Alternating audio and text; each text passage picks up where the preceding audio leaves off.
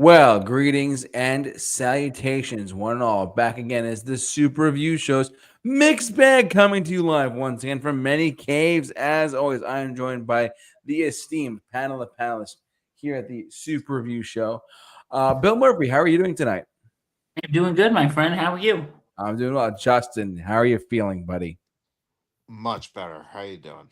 Living the dream. And Vinny, spooky, scary skeleton, how you doing? I'm good. Good. Well, just a friendly reminder when we the best podcast out there. We the best podcast. Also, we got something else to say. Today is actually our fearless leader, JT Mahoney's birthday. Yes, thank you. We're actually doing this live on my Happy birthday, JT. Try not to die. To you. I have officially joined the So 27 everyone club. who's watching, everyone who is watching, please wish JT happy birthday in the comments. Yes, thank you. Seriously. Yes. It's appreciated. JT is 27, which means his job this year is not to die. Yes. So Don't not die join- this year, JT. do want not Don't be join like the Kurt 27 Cobain, club. man. I definitely don't want to have that. Or any happen. of them, really. Don't join the 27 club on us. I know. Nobody wants to join. No, I don't think anyone wants to really join the 27 club, to be honest with you guys.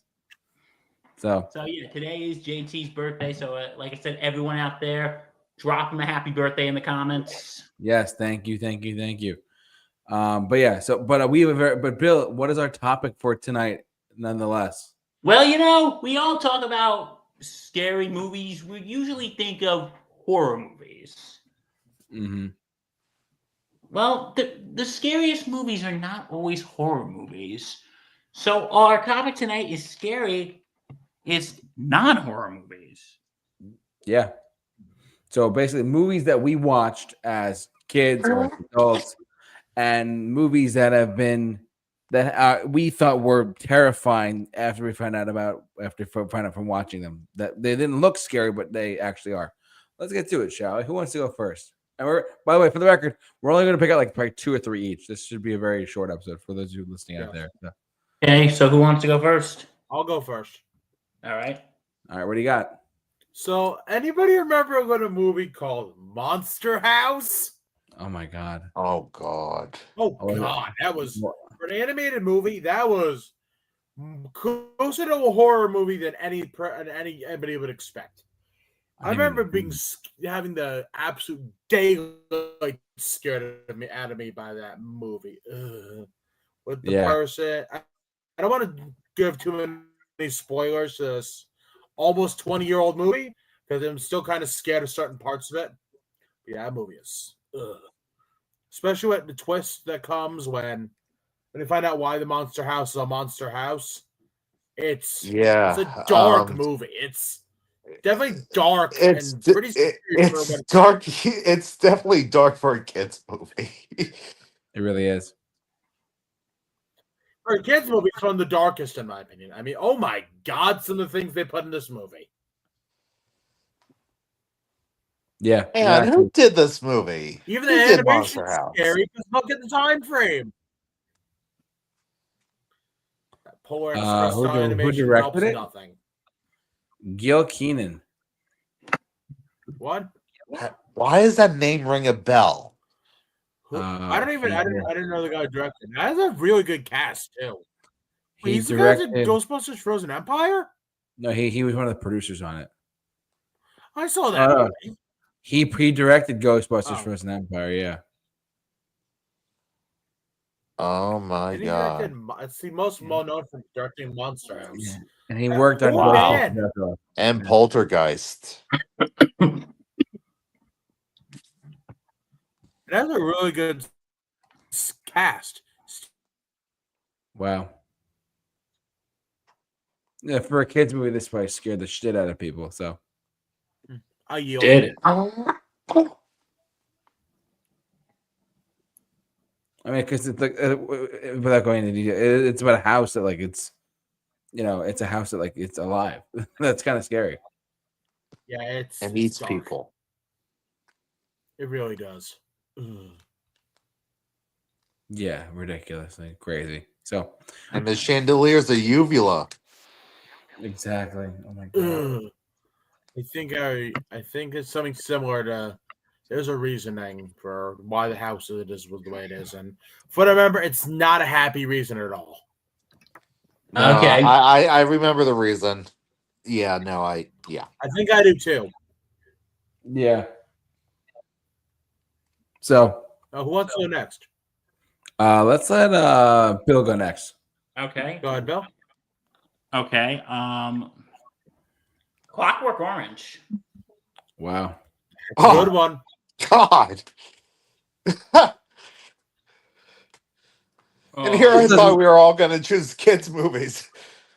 Nope, we're not Was this choosing just kids movies. a kids movie show?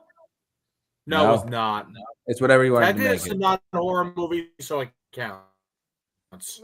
So, Stanley Kubrick's I'm a little Clockwork confused by it, Orange. but This Yeah. movie is, even though it is not a horror movie, bro, it is terrifying, isn't it, Justin? Oh, absolutely. it really is. It shows like the deepest, darkest Mind crevices of gangs. of man. And Yep. just In general, yeah. mob mentality, gang mentality. It's a rough watch. And you will never Yeah. hear Singing in the Rain the same way ever again. Nope. I don't want to sing in the rain at that point. And you know what that is. You know what that is. That is just absolutely. That is just absolutely. It's terrifying, and especially when they're putting on the costumes. It is. Oh boy. Yeah. I literally, I don't think I've ever watched this movie, and I don't plan on it. I don't blame you. No, And for what squeamish. was it that they were that scene, Justin, when he has like all his eyes open? Like, what were they showing him? They were just like conditioning him with like this new radical form of like treatment, and it was just like I don't exactly remember what the imagery was, but it was just like super random images, and like they kept his eyes like open with like prize, and they had to put like artificial tears in it. And all this while Beethoven was playing, which is like his favorite music, to kind of condition him to be abhorred by violence. Oh, absolutely. Yeah. Make no mistake, that was torture. No, it did look like torture. It really was. Yep. Oh, fun fact about Clockwork Orange, actually. Let's hear it. Sorry, don't want to interrupt. No, So go there was ahead. actually a band, a very famous British metal band. No, Brazilian metal band, Sepultura. They actually did an album based off of Clockwork Orange in 2009 called A-Lex. It was literally like a concept album made about the Clockwork Orange. They tried to make a metal version of the Beethoven theme. Didn't work, but it's not a bad album, actually. Another fun fact, there was another film antagonist that was inspired by Alex from A Clockwork Orange. Really? Was it Heath Ledger? It was Heath Ledger. Ledger's Joker? I didn't- Yeah, I heard that somewhere. That's interesting. Yeah. So your pick is Clockwork Orange, Bill? Yes, and this film was actually banned from British distribution because it was so disturbing. Yeah. Okay, Yeah. I yield. All right, Justin, go ahead. Your first one. All right, so my first pick, I want to give you guys some context. Context. I love A Christmas Carol. Okay.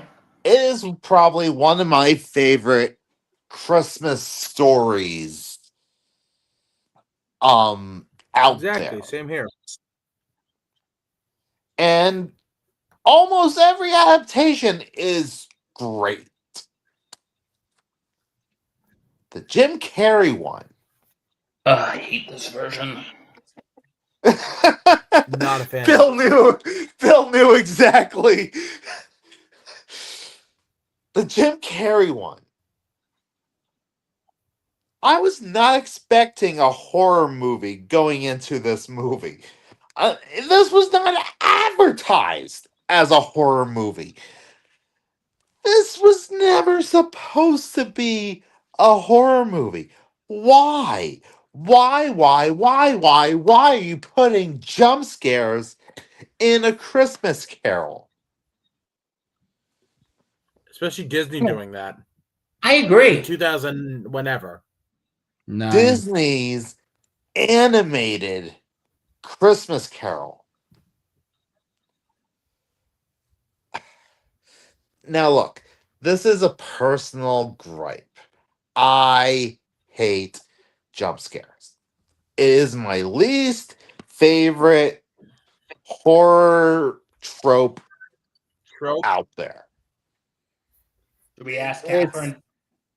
Oh, you can ask Catherine. She will. She will.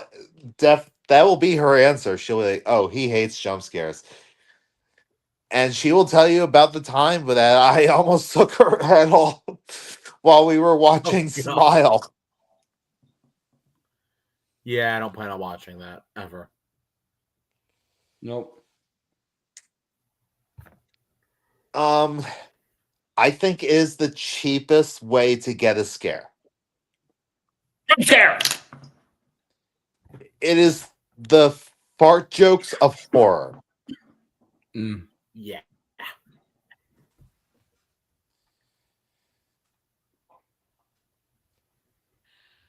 The first time you see Jacob Marley on Scrooge's door knocker.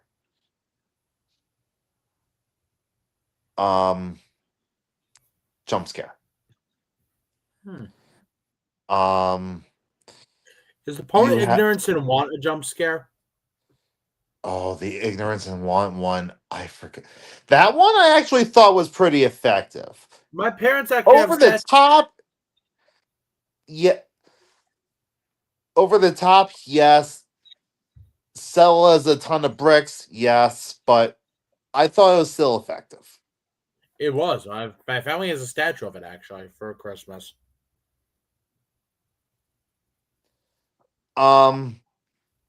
The whole thing with the spirit of Christmas yet to come was so unnecessary. Like, you don't need a horror action chase sequence. You know, the only reason why they had that was to show off the 3D. Yes. Only Makes reason. sense. Justin, if I may say something. Go ahead. You know what the problem is, and I love A Christmas Carol. I know you do too, Justin. Yeah, that's why I'm right. that's why I'm so angry at this. Because Christmas Carol is a dark story. But it's supposed to also show the joy and the meaning of Christmas. Yeah. And this one, I felt like it was too dark. Yeah. Yeah, Like, exactly. The scene I remember that scared the shit out of me is when the Christmas present is going away, and he just goes into a skeleton. Yeah. I'm like, holy crap! This is a Christmas Carol. I think I saw this in theaters too. I saw it in Same. theaters too. I was actually about to say that, Vinny. I saw this in theaters, Same. I haven't watched it since. and I'm like, Neither have I. I've gone back to the Patrick Stewart version, gone back to the Muppets version. I love Muppet Christmas Carol so much. The problem is some are too schmaltzy, some are too dark. And this is one of those that are too dark. I think it's probably the darkest one I've ever seen. It is. Even the freaking Muppet version got the balance right. Yeah, That's the best Christmas Carol by a wide margin. it had its dark moments, but it had its light moments. And notice they really haven't tried to attempt a Christmas Carol since. I know, right? Well, there was actually a TV series of A Christmas Carol. It was on like FX or something. Oh, I heard that was terrible. Yeah, and it was how much can I get away with here on YouTube? Don't go too far into it. PG-13. There was a story about how Scrooge's headmaster was doing things that were inappropriate. Okay, got it. Okay. Yeah, no more. So PDFs. What was that? PDFs. Yeah. That's all you need to say. Okay. How on earth did they even get away with that in a Christmas? I don't know. Go talk to FX. I would if I could. And when I found out about that, that enraged me. Yeah, and that's, I think, the problem with Christmas carols. I think the darker, the better. Like, have a balance. Yeah. Yeah. Have a balance. Yeah.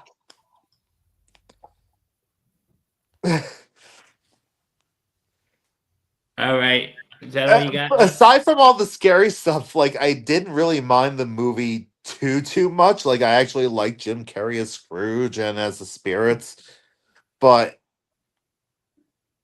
yeah, it was just way too dark. You know what scene actually really hits you? It's the scene after Tiny Tim dies. And Bob Cratchit's going home to his family. He's trying to put on a brave face. And Scrooge is there with the ghost of Christmas present. And Cratchit, not knowing that Scrooge is there, looks away and he's just sobbing. Oh, God. Yeah. And Scrooge can't look away. Yeah. Basically, you being a selfish ass did this. Poor Tiny Tim. But no, I agree. The problem with this is it went all in on the darkness way too much. Yeah. Unfortunately. Yeah, so okay, you done with that, Justin? Yep, I yield. All right, over to the birthday boy. All right. Birthday boy starting off his list with a movie that if you go back and you look at the trailers for it as well, it doesn't look that scary coming off of the first film, but Indiana Jones and the Temple of Doom, man. A one of them, yes. Yes. Listen, you wanted to. I mean, I listen. One of my favorite trilogies of all time here, but you want to talk about the scene where, full disclosure, if you've never seen it, the scene where Mola Ram is ripping a guy's heart out. Yeah, I remember that. Yeah. And a guy, I don't know. Let's just say, it's like safe search is on. Let's put it that way.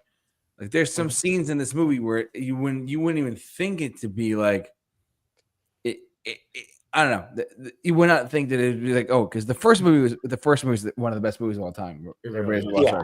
It is, but it was all on Radar itself. I mean, well, if you take into consideration just the ending of Raiders of the Lost Ark with like Belloc exploding, that should have made it Radar, but I don't know how they got away with PG. That's just me. That was horrifying. Because they added the fire effect to that's true. to calm down the MPAA.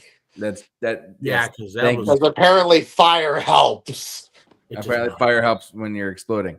The second one, there are some scenes in this movie that you stop and think, you're like, this is like actually happening. And you go back and watch the trailers and the stuff, the trailers for Indiana Jones and the Temple of Doom.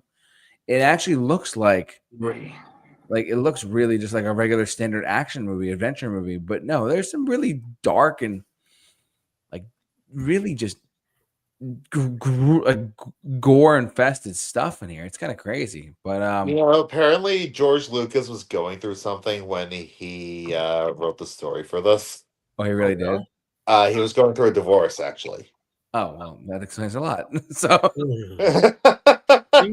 He was going through a divorce and he made this. yeah, and the monkey brains and stuff. And anyway. I mean, he did the story and produced. Like it was Spielberg that was behind the camera. So George Lucas wrote this absolutely terrifying Indiana Jones movie because he was going through a divorce. Who would have guessed? And Harrison Ford nailed it, of course. Yeah. No, but like in all seriousness, though, like if you've never seen the Indiana Jones movies, get on it. But obviously, watch it with caution because the second one, Temple of Doom, is very, very much kind of gory. Truthfully, it really can get to you after a while there. So, but that's my That's my first pick was Indiana Jones and the Temple of Doom strictly because of the gore in the middle, like ripping a guy's heart out. I mean, come on. Oh man, the movie that, along with Gremlins, created the PG-13 rating. Yes, one of my favorites. Yes, there you go. I yield. That's my first pick out of 3. So, Vinny? Go ahead, Vinny. What do you got? Oh yes, actually, speaking of movies that involve organs, like you were saying, Rambo: Last Blood. Oh, okay. Oh, Last Blood. Last one. Last Blood. Oh my God. I mean, I don't know how. I mean, I saw this in theaters with my dad. There were parts where I literally couldn't look at the screen. Because it's basically like a horror movie at the end because Rambo, of course, is Rambo. Something happens to his niece and she dies. So he goes full psycho killer, basically. I'll say that. He pulls a Kevin McAllister. I don't know what you're talking about. This is just Home Alone. And he does the same thing as Temple too. When he does that, I literally couldn't even. I had to look away. I thought it was going to make me physically ill watching that. Sylvester Stallone at this age doing this basically, I mean, it's very much Kevin McAllister, but the gore and the violence is too much even for me. And that says a lot about me. That says a lot when I'm like, yeah, this is too much. One of my favorite TV finales is one of the goriest things I've ever seen. Jack Reacher Season 1, the ending of that. Boy, is that violent to point. I was even wincing at points over the violence, but this is too much. I guess I'm a little more desensitized towards blood and gore in action movies, particularly because I'd be surprised. I'm not. I mean, I get it in certain horror cases, and a movie like Rambo, it should not be this overly bad. Yeah, but I know how they do the effects. And look at his face right there. You can't tell me that's not a horror movie face. The face where he looks like he's going to get a Jason Voorhees somebody. Yeah. I mean, that one, it's the one below, it's the third one down on the left. Tell me that's not terrible. He's like, I'm going to kill you with a machete like Jason Voorhees. Nope. Don't everyone scream it's more like, I'm going to kill you with this machete here, and he's just going to be dead, you know? It was just too much even for me. And I like revenge thrillers. I like revenge action movies. This somehow was way too much, even by my standards. See, I saw the movie in theaters too. I really didn't think it was that bad. I didn't hate the movie. I thought it had a very good plot. It's just I was not. I actually no. I mean, like in terms of the violence, like I didn't really like the movie in general, but I didn't think it was that bad in terms of violence. Like I've seen worse. Yeah, I have too. Yeah. But yeah, I was at 24, and this was just too much for me. So do you yield? Yes, I yield. All right. Over to Bill. What do you got? Okay, guys, please forgive me. I'm going to give you something a little more obscure. Have you ever heard of this British animated film. It's called When the Wind Blows. I have not. No. JT, have you? No, I have not. Go on. Guess what, folks? You're gonna learn something tonight. Yeah, I feel like Wait a minute. we're definitely gonna learn something. Wait. Okay. It's Time out. Go. This isn't the one that's about the dropping of the bombs in It is about that. ooh. Oh God. Okay. Wondering by the Permission to background, I'm like, Permission to explain. yes, please do. granted. So this movie is based off of a graphic novel by Raymond Briggs, who also gave us the Christmas classic, The Snowman. Is anyone familiar with The Snowman? Yes. He wrote The Snowman and what looks like one of the most horrifying war dramas I've ever seen. What, this? Look at the background. With the bombs. Okay, Oh I'm my going to God. explain. It's about a couple, James and Hilda, who live in the English countryside, and they get word that that the international situation is deteriorating. And between England and Russia, which means that a nuclear strike is imminent. So while preparing, James is like getting, but he doesn't seem like he's really that scared. He's just like, okay, I'm gonna go to the store, pick up some stuff, and realizes the shelves are empty, and he goes, oh, people must be panic buying. And because what's here is, okay, this couple is from the World War II generation. So they don't understand how war has evolved. So, and there's a scene when he's talking to his son, and his son's just like not blowing him off, but saying, Dad, if it happens, and we're gone. Sorry. But while he's trying to survive, and he uses this government pamphlet of how to shield yourself from nuclear radiation. Spoiler, it's not helpful. And then when the bomb goes off, and the bomb going off is not the scariest part, it's the aftermath. If you know what I'm saying. Yeah. Definitely makes sense. Yeah. It's the aftermath.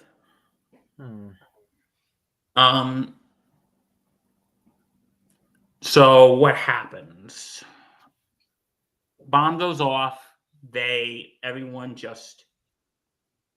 and then we see that they're going out into the shelter, that they're in the shelter, and then they come out, and they're basically in a nuclear wasteland.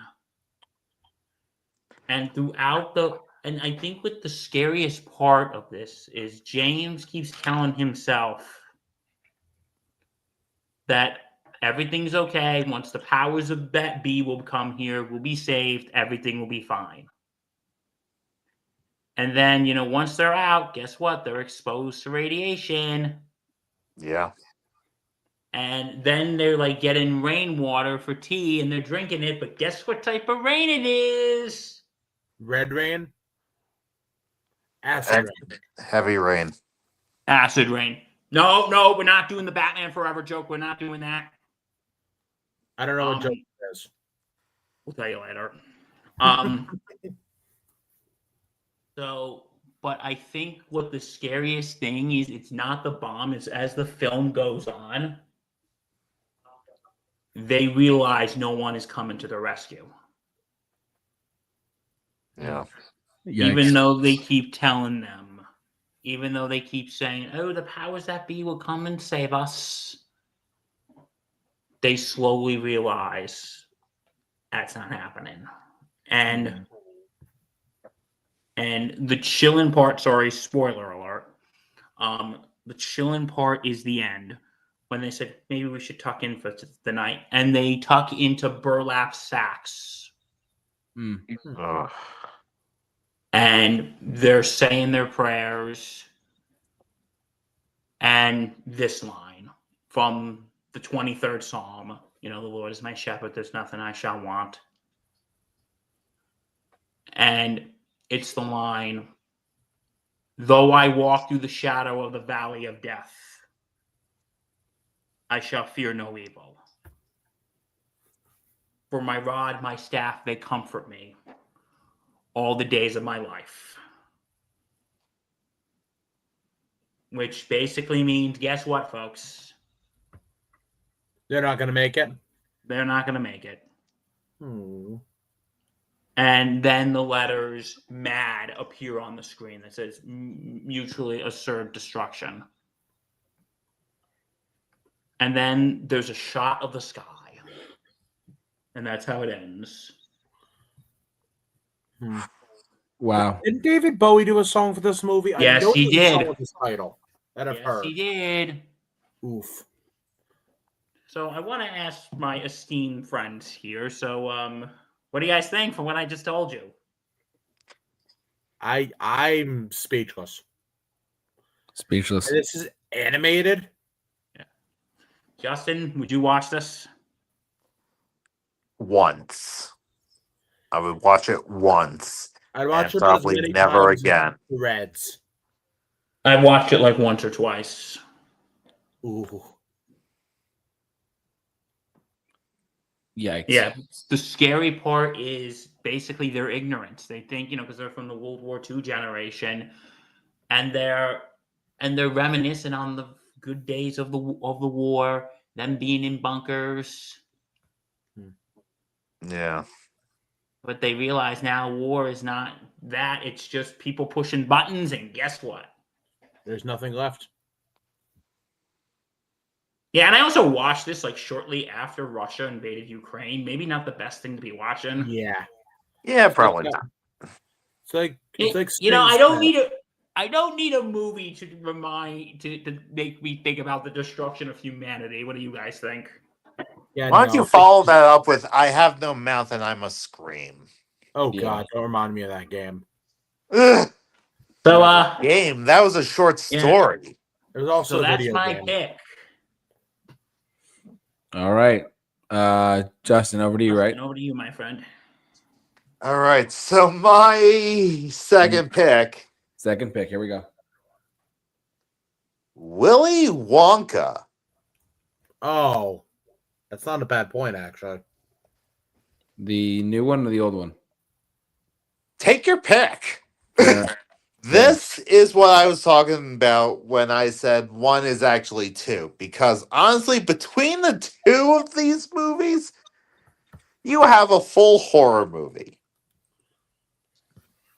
Because let's face it, Willy Wonka is a psychopath. He really is. He is a grade A sociopath who planned every minute detail of that tour, every fate of those children.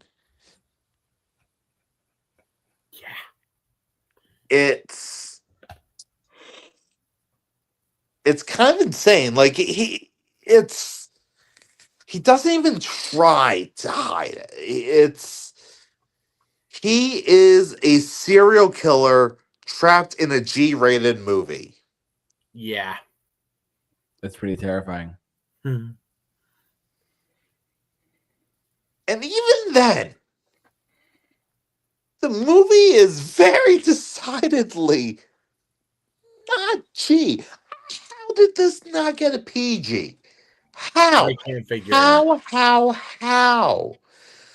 The tunnel scene alone is just intense. You have a millipede crawling over a woman, a chicken getting his head chopped off. You get Willy Wonka saying, "Are the fires of hell glowing?" I remember that. It's just a super intense scene. That was always a scene that I was never able to get through as a kid. And that was just the movie about, just about 15 minutes ago. Come with me, I know. you'll It's be in a world of pure But imagination. honestly, that song is a trap. That oh yeah. song is an epic trap because every moment after that song, it turns into a house of horrors. Yes. It's like the movie lulls you down. Like, this is a nice, charming movie. And then, are the fires of hell? Like, Yeah. Yeah. You're right. And in the 71 movie, the tour is so short, so targeted towards the rooms that Wonka knows are going to pick off the children best. Like at least in the '05 version, you get to see some of the other rooms. Yeah. You're right. all right. Justin, I But have it. Oh, go on. the '05 version isn't safe from this either. Oh, boy. One, you got a score by Danny Elfman that is pure nightmare fuel if you are under the age of 10. Um, You have Johnny Depp playing it of all people. you have Johnny Depp playing him like a recluse something. Um, and the effects just turn this into straight up horror. This one is when it straight up becomes horror. This is when this is why they this is what you get when you have Tim Burton tackle Roald Dahl. Yeah. You get weird, you get macabre, and you probably get a look into his fetish life. If this is his fetish life, I don't want to know. Oompa, oop. Oh my god. Oh dear God. 2.2. That's something I did not need to hear. All right. Who's the better Willy Wonka, Johnny Depp or Gene Wilder? Oh my god, it's Gene Wilder by a long shot. Oh, Oh, country absolutely. mile, if even. All right. I agree, Gene Wilder, because his subtlety really makes it. Okay, bigger question. You ready? What had the better Oompa Loompa songs, 71 or 2005? 71 is more iconic, but '05 I think are the better songs.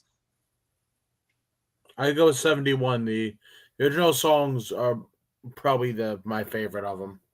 Oompa Loompa Loompa Dee Doo. I got I've got a another perfect puzzle puzzle for for you. you. My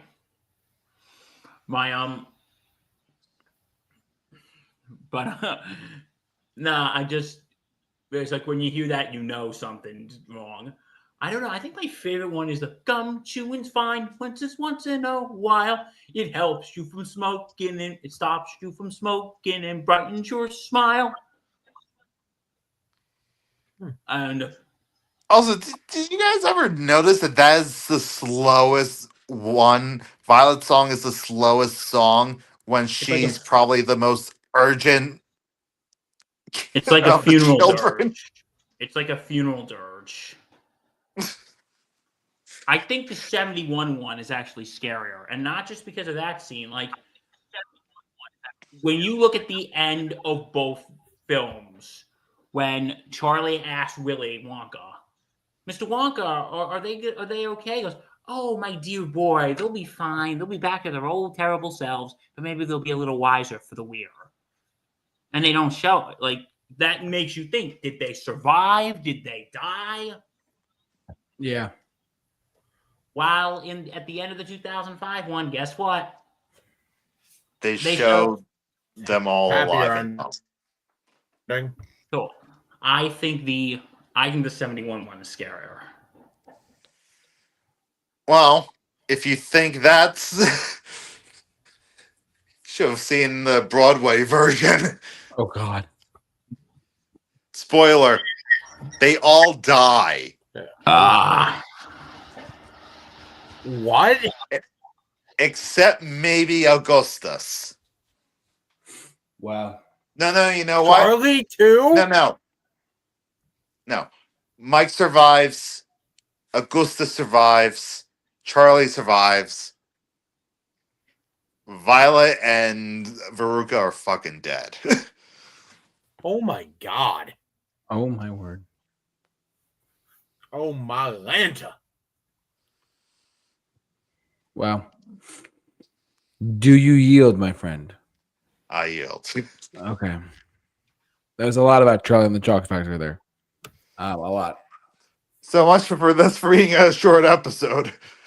Yeah. All right, JT, over to you. All right. I got my second one, and then I got one more after that. I'm going to go. But my second one, the basic, again, going with the same premises as Indiana Jones and the Temple of Doom. If you will go back and watch the trailer, because what makes people want to go see movies are movie trailers. Yeah. Oh, that looks good. That looks good. I heard about it. It causes a word of mouth and a reaction. In 2022, Bill and I did a little thing called our top 10 movie trailers of all time that we ranked and whatnot and do it. I would love to redo that list again with you guys as well, with both Justin and Vinny on the podcast. Yeah, I'd be down. I might have to change a few things, but I would have to as well. One of the trailers I mentioned and the movie I'm going to mention specifically is because you don't see any of the actual horrific things that happen in the movie in the trailer because they happen after the iconic scene of Psycho. If you really think about it for a second, and this is the genius of Hitchcock, you go back and you watch this scene. I mean, everyone knows the shower scene. Everyone knows the fact that exactly. Everyone knows the stabbing of the character of Janet and stuff like that. Yeah, but Janet Leigh, yeah. Of I forget the character's name. I'm sorry, but Norman Bates though.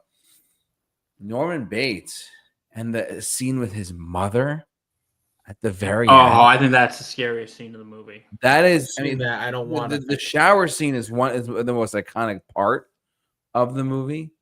But you want to talk about a psychological thriller and just pure horrificness that is so subtly there, and it is terrifying. And that's the scene with Norman Bates and his mother at the very end. Mother, that's. I'm getting chills thinking about it. It's not even Halloween yet. So, the fact of the very fact that you had a scene with his mother at the very in the house. I'm not gonna pull it up on Google, but my God, it is so terrifying. I rewatched Psycho back in 2020 last year, 2024, just on a whim. I said, all right, we have Peacock, the NBC streaming service that's on there. I'll give it a shot. I forgot how effing good this movie is. The very first one, Psycho. The sequel's terrible, I might add. Yeah, and they not that good at all. Yeah, and the remake with Vince Vaughn, we don't really talk Vince about Vaughn that. should never have been Norman Bates. That doesn't make sense to me. Exactly. So but if you've never seen Psycho and you really want to watch a really suspenseful black and white horror movie, I would say suspense horror. Watch Psycho because there are some crazy moments in this movie. Aside from the shower scene, the ending with Bates's mother is just insane. I was getting chills thinking about it. as I was making this list, I was like, what other movies? And I forgot. Like, oh my god, Psycho, of course. And it's terrifying to think about it. So, anyways, I digress. I yield. But that's my second to last pick. There is Psycho with specifically after the shower scene. After the shower scene is insane. Yeah, I've seen this movie many years ago too.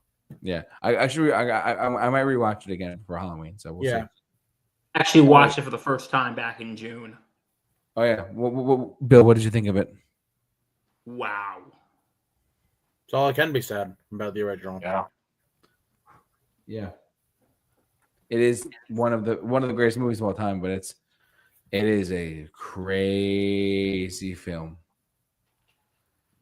So, yeah, I yield though. All right. Anyways, number 3, Vinny, what do you got? Vinny, our final ones. Yes, I think this might actually come to think of it. I think I have a tie. What do you got? So I'm gonna be short with the first one. It's one of my favorite movies ever. Sure. Apocalypse Now. Some of the scenes in that, some of the absolute just horrific scenes of war and what happens. This is the end. Basically, the entire ending is just ugh.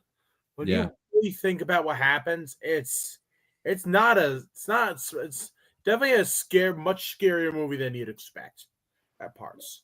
And also Lawrence Fishburne's first movie role. He lied about his age. He was under 18 to begin the movie, and he did great in the movie. Some of the stuff at the end, it's just when you really think about it, it's not a regular horror movie or war movie. It's a bordering on horror war movie. So that's now there's the second one.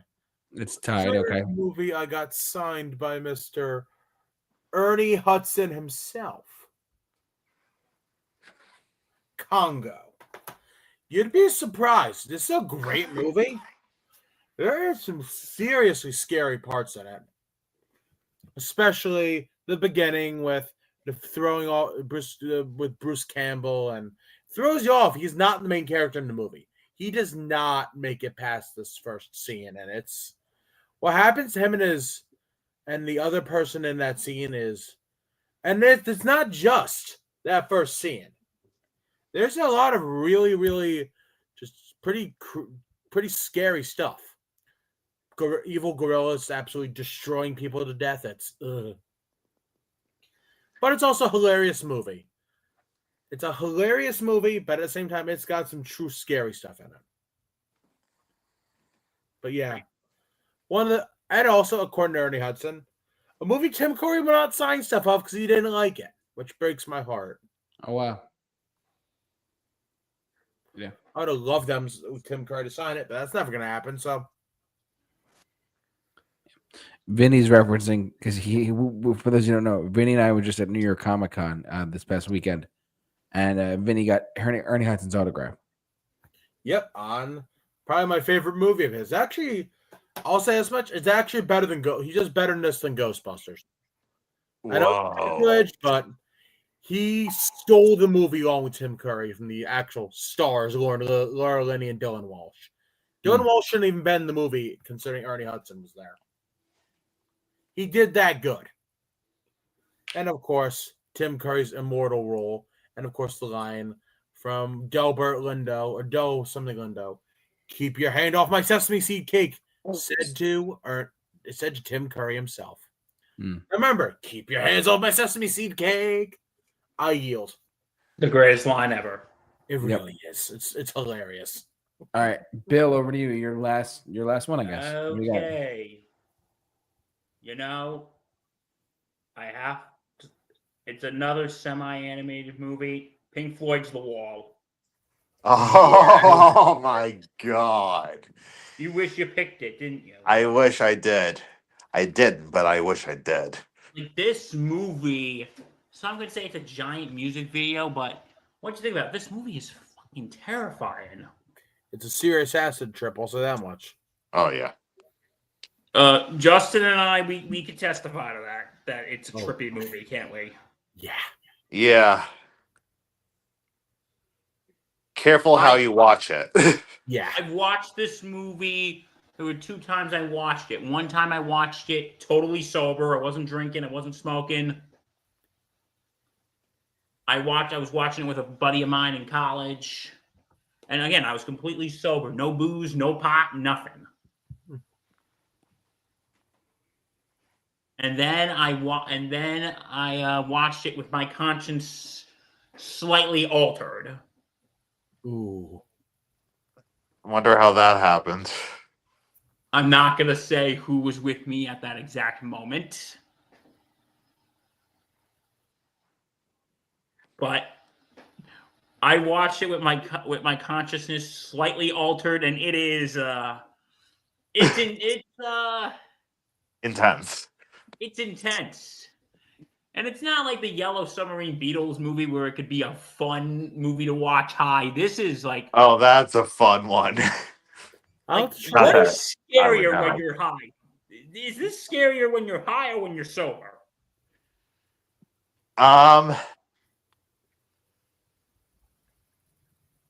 See, when you're high, some of it will actually start to make sense, which might be a sign that you should probably stop. And some of the terrifying scenes are, of course, the another brick in the wall. When you have a bunch of kids basically walking into a meat grinder. I first saw that one on VH1 Classic. And we have to say, if you can't eat your meat, You can't have eat your meat. You don't get any pudding. How can you have any pudding if you don't eat your meats? I'll say all the animation in this movie scares the you-know-what out of me. And the flowers, which is right there, that is terrifying. Yeah.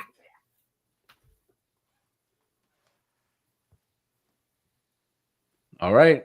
And no, there's more. There's more. Oh dear God, what is it? And The also, hammers.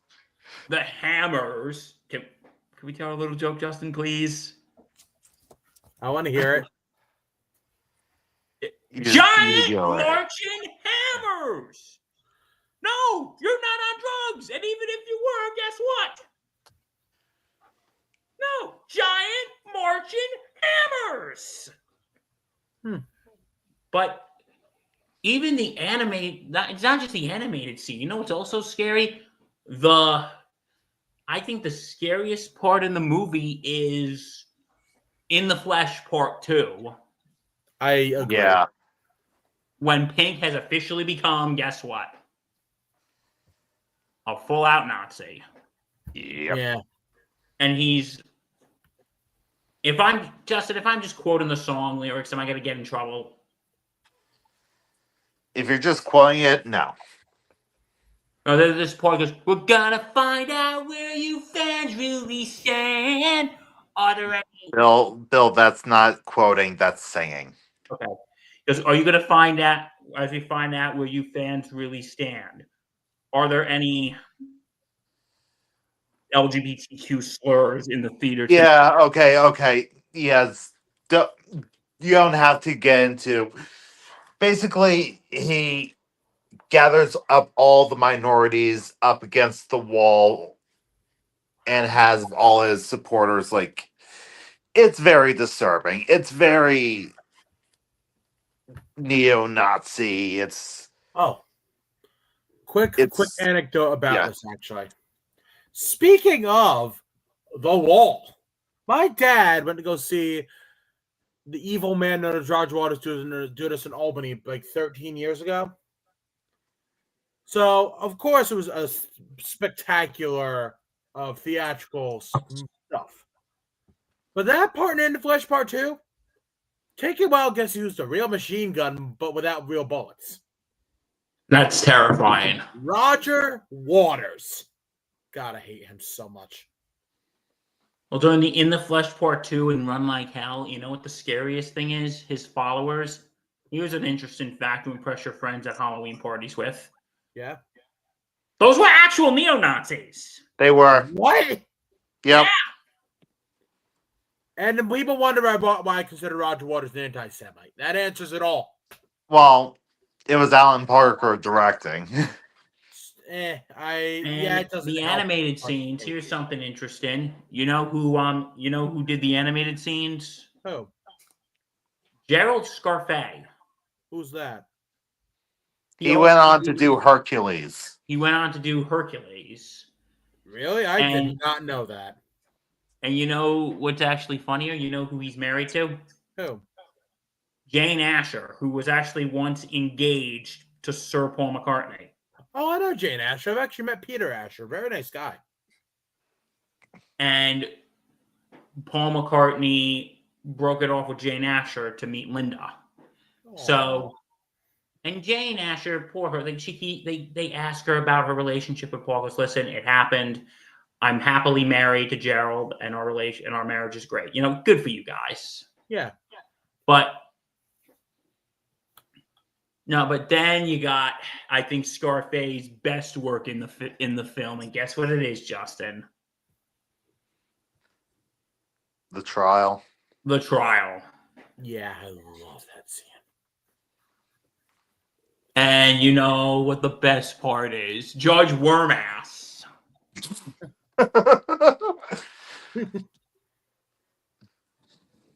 And then tag down the wall. Yep. This movie is absolutely terrifying. Whether you're sober or stoned, it is terrifying. Yeah. Yeah. All right, so that is my final pick. Pink Floyd's The Wall. All right, Justin, over to you, buddy. What do you got, Justin? All right, so my last pick. I'm gonna go with Who Framed Roger Rabbit. That's a good choice. I didn't think about that. All because of Judge Doom. I agree. When I first saw this movie, well, yeah, Christopher Lloyd as Judge Doom, creepy enough on his own. Yeah. But in the last 15 minutes, when he gets crushed by the steamroller and reveals himself to be a tomb, and his voice just keeps getting higher and higher. When I killed you, brother, I sounded just like this. I remember that. Yikes.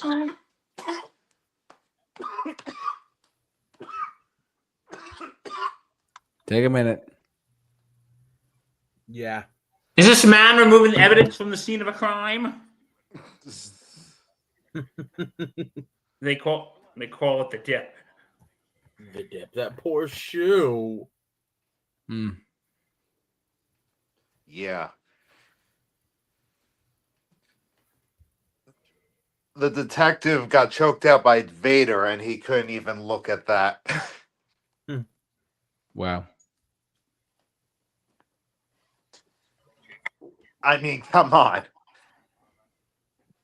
Just that scene alone is just pure, unadulterated nightmare fuel. Especially if is. you are under the age of 70. Yeah. I don't care how old you are. That's going to scare the shit out of you. It sure Yeah. is. Absolutely.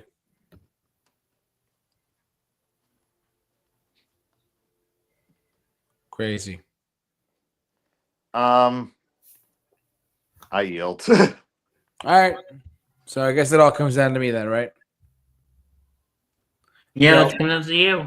So I'm with the last movie I'm about to pick is again basing on the trailers, because when we chose this topic a couple days ago, I said, you know what, let me think about what movies like looked appealing in one way but turned out to be really, really, really frightening or scary in another way. And the last one that comes to mind for me, at least, and it's a movie that is, you know, it really is. It's arguably one of the best of its genre, but believe it or not, it's. I don't know. I'm not sure how to describe this, but The Dark Knight. The first, specifically with the scenes with the Joker, and like, yeah. it's just like by the look of it, you'd say, "Oh, it's a Batman movie. Like, but it's got action, it's got gun violence, or whatever. It's got." But when you watch the movie and you watch The Dark Knight, and because you watch it, and there are some scenes like the scene where the Joker has the knife. I mean, and the knife in the guy's hand, in the guy's mouth. Yeah. Like that. That is scary. Me when I was first coming up with this list, I was like, man, like this is a really terrifying couple of sequences in this movie, like specifically with the Joker, like doing his interrogation scene in that one scene there, and he's like, I can make a pencil disappear, and he smacks the guy's head on the pencil. That's pretty scary. Ta-da, exactly. That's really terrifying. I agree.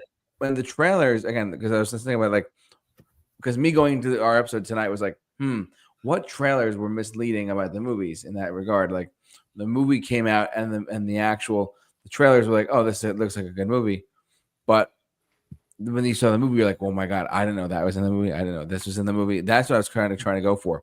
And with The Dark Knight, the more you think about it, the more you realize and you start to say, there's a lot more violence in this than you'd think. It's just so violent. When this movie came out in 2008, like I feel like a lot of people were not. I feel like the people didn't know what to expect with Heath Ledger's Joker, and how he was, like how the Joker was specifically so just violent and charged with, had a motive just to bring chaos to the world. And that one scene with the knife was the first thing that popped in my head was that, and I was like, oh my God, he actually really, like, it was kind of crazy. It's just so. Anyways, my pick is The Dark Knight, my last pick, because let's be real. If a clown came up to you and said, "Hi, I'm going to cut your I got these scars," you know what I mean? Like, it's pretty terrifying. There's some really there's really scary sequences in this movie. So, anyways, I digress. But that is that's our list. Is it? We're all good. We're good, right, guys? Yes. We're good. Cool. We want to thank. I apologize. I've been up since like 5 a.m. We want to thank you for watching, listening, however you enjoyed us tonight. Thanks so much for tuning into our podcast. As always, we do the show live Wednesday nights EST on YouTube. Simply at the Super Review Show on YouTube. I want to thank this esteemed panelists and panelists for doing this podcast. It was always Vinny, Justin. Your knowledge goes unparalleled. Bill Murphy, you as well. Your knowledge goes unparalleled. And Bill, you have a sports something. I forget what it was. Don't forget the Sports Insanity podcast on all platforms. Check us out on the Sports Insanity Network. Check us out maybe tomorrow night as we do our Thursday night gridiron for the Steelers-Bengals game. All right. Go to www.thesportsinsanitynetwork.com. Yes, they do. They do. They, after all, they go insane. But yeah, but you don't have to. You don't have to. But for all of us at the Super Show, guys, please out there, stay safe, take care, and be awesome. Be awesome. Be awesome. Be awesome.